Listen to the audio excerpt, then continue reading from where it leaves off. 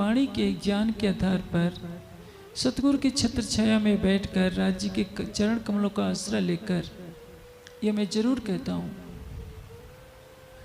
कि जो मैं वाणी के आधार पर कह रहा हूं सुंदर साथ इस प्रक्रिया पर चलेगा तो आज नहीं तो कल नहीं तो शरीर छूटने से पहले राज्य का दर्शन अवश्य होगा।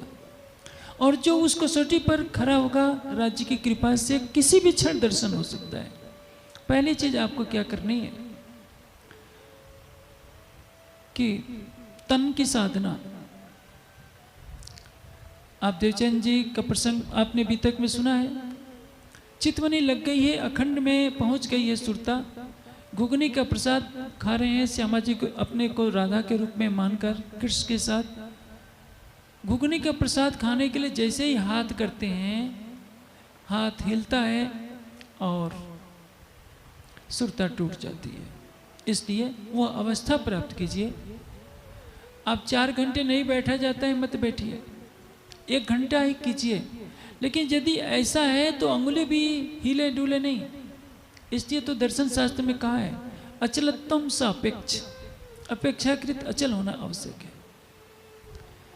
मैंने समाधि तक पहुंचने के लिए निद्रा का आलंबन लेने का आपको सरल तरीका बताया था। निद्रा के सिद्धांत पर समाधि कैसे पहुंचेगी मैं आपको संक्षेप में बता देता हूं।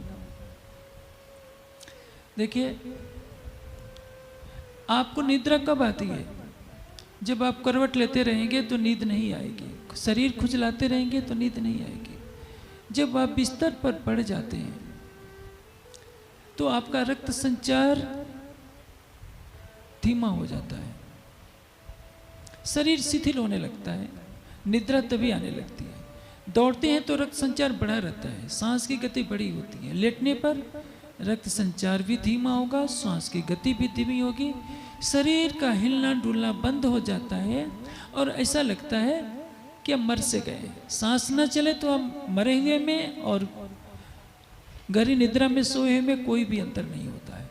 अंतर समाधि में क्या होता है कि समाधि में आत्मा की दृष्टि केवल राज्य को देख रही होती है और निद्रा में तमोगुण का अंधकार रहता है। मन भी शांत रहता है, बुद्धि भी क्रियाशील नहीं रहती है और शरीर भी जड़ बना रहता है। समाधि में भी ये स्थिति होती है।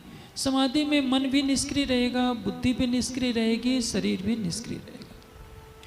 पहली शर्त मैंने कही कि यदि देवचंद जी का केवल हाथ हिल गया तो दर्शन बंद हो गया, तो आपको भी यदि दर्शन प्राप्त करना है तो स्थिर होकर बैठना पड़ेगा। दूसरा है मन की साधना। मन को प्रेम से भरिए, आप अपना हृदय राज्य को दीजिए। पहले तरह की साधना में